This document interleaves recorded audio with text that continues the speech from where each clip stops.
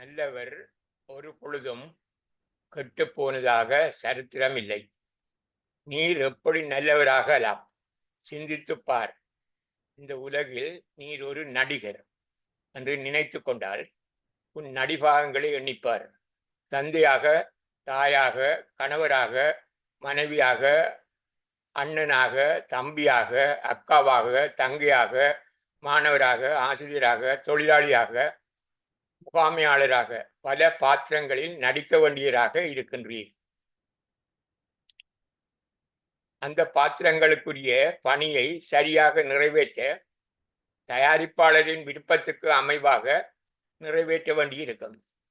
நீர் கதாநாயகன் பாத்திரத்தை ஏற்று நடிக்க வேண்டியிருக்கலாம், அல்லது வில்லன் பாத்திரத்தை ஏற்று நடிக்க வேண்டியிருக்கலாம். தயாரிப்பாளர் ஒவ்வொரு பாத்திரம் தொடர்பிலும் வகையான எண்ணத்தை வெளிப்படுத்த வேண்டும் என ஆலோசனை வழங்குவார். உன்னை நல்ல மாணவன் பாத்திரத்தை ஏற்று நடிக்க உனக்கு ஆலோசனை வழங்க, மற்றொருவருக்கு கெட்ட மாணவனாக நடிக்க தகவல்களை திரைப்பட தயாரிப்பாளர் கொடுப்பார். இவ்வாறு ஒவ்வொரு பாத்திரமும் நல்லெண்ணத்தை பிரதிபலிக்கும் பாத்திரமாகவோ தீய எண்ணத்தை வெளிப்படுத்தும் பாத்திரமாகவோ நடிக்க மற்றவர்களுக்கும் தகவல் வழங்குவார். அப்போதுதான் அவர் தயாரிக்கும் திரைப்படம் அல்லது அந்த நாடகம் பார்வையாளருக்கு சுவையானதாக, ரசிக்கக்கூடியதாக இருக்கின்றது. இன்பமும் துன்பமும் கலந்து சுவைப்பதற்கு இல்லாத நாடகம் பெரும்பாலும் எடுபடுவதில்லை. இந்த உலகில் புறப்படுத்தவர்கள் இந்த உலகில் திரைப்படங்களிலும் நாடகங்களிலும் நடித்ததற்குரிய சம்பளத்தை தயாரிப்பாளரிடமிருந்து பெறுகின்றார்கள். அதுபோல உலக வாழ்க்கையில் நடிக்க வந்தவர்கள் எல்லோரும் அதன் தயாரிப்பாளரான கடவுளிடமிருந்து கூலி பெறுகின்றார்கள். கெட்ட மனிதன் பாத்திரத்தில் நடிக்கும் மனிதனும் மகிழ்ச்சி அடைகிறான், இன்பமும் அடைகிறான்.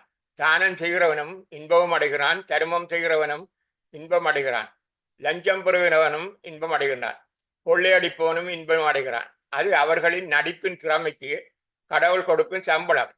திரைப்பட தயாரிப்பாளர் கொடுக்கும் சம்பளம் மகிழ்ச்சிக்குரியதாக மட்டுமே இருக்கும். ஆனால் மனித வாழ்க்கை நாடக தயாரிப்பாளரான கடவுள் நடிகர்களுக்கு வழங்கும் சம்பளம் இன்பம் துன்பம் இரண்டையும் கலந்ததாக இருக்கும். நல்லெண்ண நடிப்புக்கு மகிழ்ச்சியை உண்டாக்கும் சம்பளமும், மறையெண்ண நடிப்புக்கு துன்பத்தை உண்டாக்கும் சம்பளமுமாக நடிகர் பெறுகிறார்கள். இரு தயாரிப்பாளரின் நோக்கங்களும் வேறுவேறானது.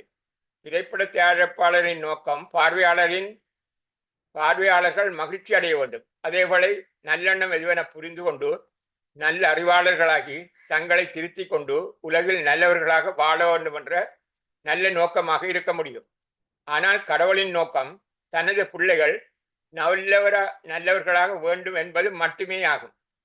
அதற்காக மனிதருக்கு அவசியமான எல்லா வசதிகளையும் கடவுள் ஏற்படுத்தி வைத்துள்ளார். அறிவை வளர்த்து சிந்தனையுடன் நல்லெண்ணத்தை மட்டும் தெரிவு செய்து நல்ல தீர்மானம் மேற்கொண்டு நல்ல செயல்களை புரிந்து துன்பத்தை விலக்கி இன்பம் மட்டும் அடைய வேண்டும் என்பது கடவுளின் நோக்கமாகும்.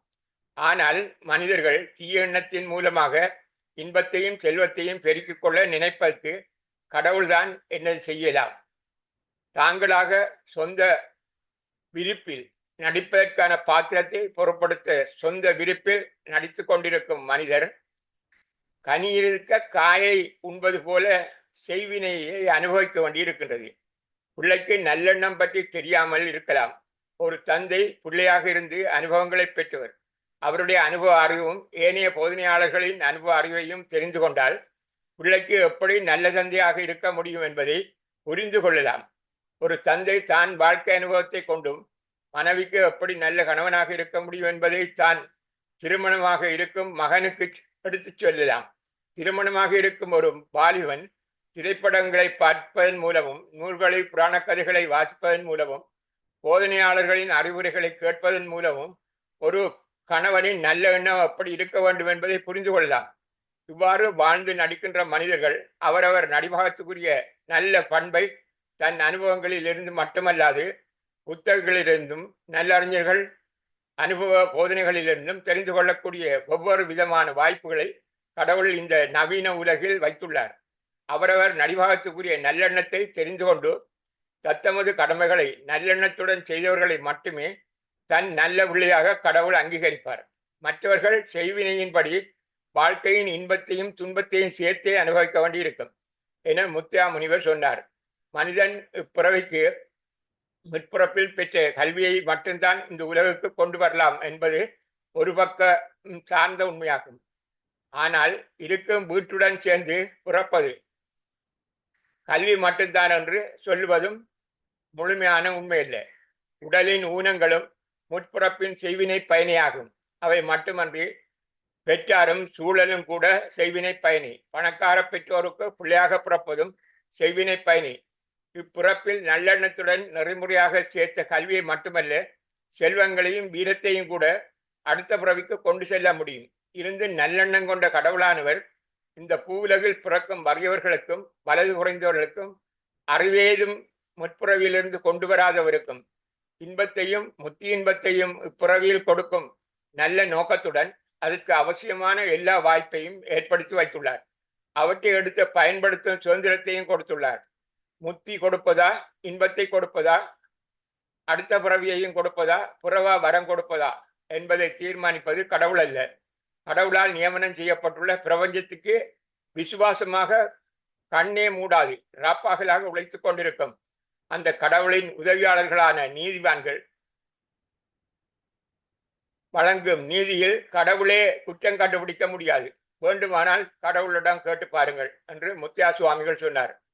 நீர் ஒவ்வொரு நடிகர் பாத்திரங்களிலும் நடிக்க வேண்டிய சந்தர்ப்பம் வரும்போது அப்போது உன் அனுபவ அறிவையும் ஏனையவர்களின் அறிவையும் உனதாக்கி எது நல்ல எண்ணம் என சுதந்திரமாக நீரே தீர்மானித்து உன் கடமைகளை சரியாக நிறைவேற்றலாம். அதற்கான கூலியாக இப்பூவுலக இன்பத்தையும் முத்தி இன்பத்தையும் அனுபவிக்கலாம் என்று முத்தியா சுவாமிகள் சொன்னார். கரோலி சாப்போ, மெண்டி சாப்போ.